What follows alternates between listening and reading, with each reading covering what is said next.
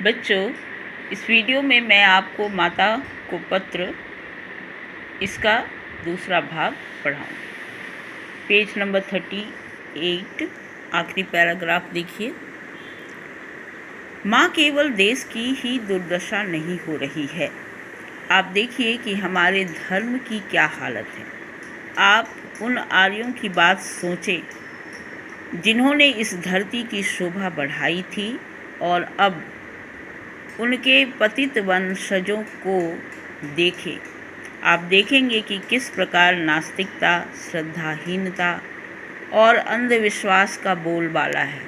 इसी का परिणाम है कि इतना अधिक पाप और जन जन के लिए दुख और कष्ट। इस अनुच्छेद में सुभाष चंद्र बोस जी ये लिख रहे हैं कि आज हमारे देश के धर्म की भी हालत बहुत खराब है। आर्यों ने अपने समय पर देश की शोभा धर्म का पालन करके बढ़ाई थी, लेकिन आज के समय में लोग नास्तिक बन रहे हैं, ईश्वर पर विश्वास नहीं करते, श्रद्धाहीन हैं, ईश्वर पर श्रद्धा भक्ति ये नहीं रखते हैं, साथ ही साथ अंधविश्वास के साथ अपना जीवन जी रहे हैं और इसी कारण समाज में पाप बढ़ रहा है, लोगों के जीवन में दुख और कष्ट बढ़ रहा है।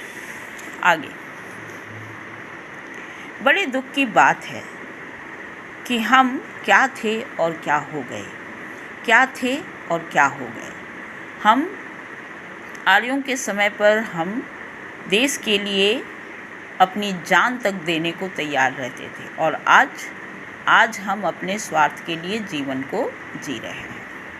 साथ ही साथ आर्यों के समय में आर्य धार्मिक थे, ईश्वर पर विश्वास करते थे, लेकिन आज हम ईश्वर पर विश्वास नहीं करते, पापी हो गए हैं और आज के समय में धर्म की हालत भी बहुत खराब है।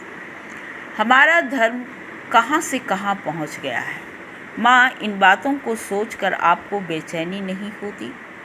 क्या आपके हृदय में पीड़ा से हाहाकार नहीं मच जाता? क्या हमारा देश दिनों दिन और अधिक पतन के गर्त में गिरता जाएगा? क्या दुखिया भारत माता का कोई एक भी पुत्र नहीं है जो पूरी तरह से अपने को तिलांजलि देकर अपना संपूर्ण जीवन माँ की सेवा में समर्पित कर दे? आगे वे कह रहे हैं कि भारत की ऐसी दशा देखकर लोगों का स्वार्थ, धर्म पर से विश्वास, लोगों का उठ जाना, ये सब देखकर क्या आपको बेचैनी नहीं होती है? क्या आपका हृदय पीड़ा से हाहाकार नहीं करता, दुख से हाहाकार नहीं करता? क्या हमारा देश पतन के गर्त में गिरता ही चला जाएगा, पतन के गड्ढे में गिरता ही चला जाएगा? और क्या भारत माता का कोई ऐसा पुत्र अब नहीं है क्या कि जो अपने आप को तिलांजलि देकर, अपने आप को नष्ट करके, अपने आप का बलिदान चढ़ाकर भारत माता की सेवा कर सके? बोलो माँ, हम कब तक सोते रहेंगे? हम कब तक अनावश्यक चीज़ों को लेकर खिलवाड़ करते रहेंगे? क्या हम अपने देश रुदन को देखते रहेंगे? अब और प्रतीक्षा नहीं की जा सकती। आगे वे कह रहे हैं कि हम कब तक सोते रहेंगे, मतलब देश की चिंता से बेखबर रहेंगे, अनावश्यक चीज़ों में लगे रहेंगे, अपने स्वार्थ में, अपने सुख की खोज में लगे रहेंगे और देश को रोता हुआ देखते रहेंगे। वे कहते हैं कि अब बस, अब और आगे ऐसा नहीं होना चाहिए। हमको अपनी जड़ता से जागना ही होगा। लेकिन कैसा दुर्भाग्य है कि भारत माता की बहुत कम ऐसी संतानें हैं जो आज के स्वार्थपूर्ण युग में अपने निजी हितों का पूरी तरह से त्याग कर सके और माँ की सेवा के लिए समर्पित हो सके। आगे वे कहते हैं कि हम जो सोए हुए हैं, अब हमें अपनी जड़ता से जागना होगा और अपने स्वार्थ को छोड़कर भारत माता की सेवा में समर्पित होना होगा। हमें मनुष्य जीवन मिला है और साथ ही बुद्धि, चेतना, आत्मा जैसे गुण मिले हैं। आगे वे कहते हैं कि हमें मनुष्य का जीवन मिला है, ये हमारा सौभाग्य है। और मनुष्य का जीवन मिलने के साथ साथ हमें बुद्धि मिली है, हमें चेतना मिली है, सोचने समझने की ताकत मिली है।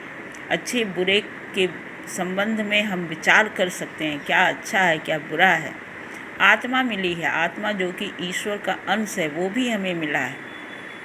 और इतना सब कुछ मिलने के बाद अगर हम पशुओं के समान सोने और खाने में अपना जीवन व्यर्थ करते हैं, इंद्रियों के दास बने रहते हैं। इंद्रिय मतलब हम मनुष्यों में 5 सेंसेस होते हैं, आँख, कान, नाक, जीभ और हमारी त्वचा। तो क्या हम इंद्रियों के सुख में ही डूबे रहेंगे? इंद्रियों के सुख की चाह रखते हुए इंद्रियों के गुलाम बने रहेंगे? ऐसा कब तक होता रहेगा? केवल अपनी चिंता करें और पशुओं के समान नैतिकता शून्य जीवन जीते रहें। पशुओं के समान नैतिकता शून्य का मतलब है जिसमें मोरालिटी नहीं है, जिसमें नैतिकता नहीं है, अच्छे गुण नहीं हैं, ईमानदारी, सत्य, दया, करुणा, ये सब, सेवा का भाव, दूसरों की भलाई, ये सारे नैतिक गुण जिसमें नहीं हैं, उसी को हम कहेंगे नैतिकता शून्य। तो मनुष्य होकर कब तक हम पशु के समान अच्छे गुणों को छोड़कर अच्छे गुणों की उपेक्षा करते हुए जीते रहेंगे?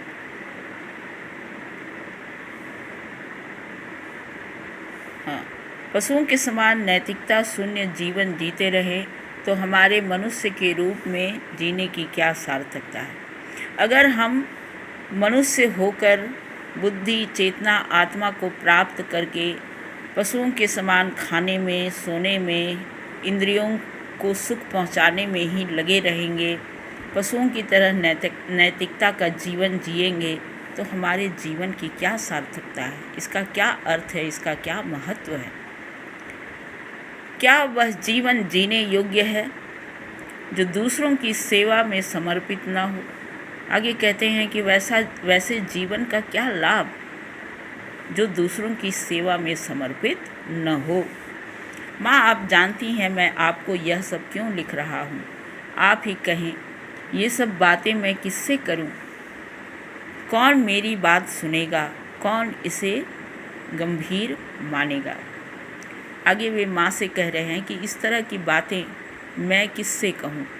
अगर आपसे न कहूँ तो कौन मेरी बात को सुनेगा, मानेगा, गंभीरता से लेगा? जिनका जीवन स्वार्थ से प्रेरित है वे कभी इस प्रकार सोच नहीं सकते, क्योंकि वैसा करने पर उनके स्वार्थ पर आँच आएगी। लेकिन एक माँ का जीवन स्वार्थ रहित होता है। ऐसे लोग जो स्वार्थ से भरकर अपने हित, अपनी भलाई, अपने लाभ, अपने फायदे के बारे में सोचते हुए जी रहे हैं, वे लोग मेरी इन बातों को नहीं समझेंगे, नहीं अपनाएंगे। मगर हाँ, एक माँ का जीवन स्वार्थ रहित होता है।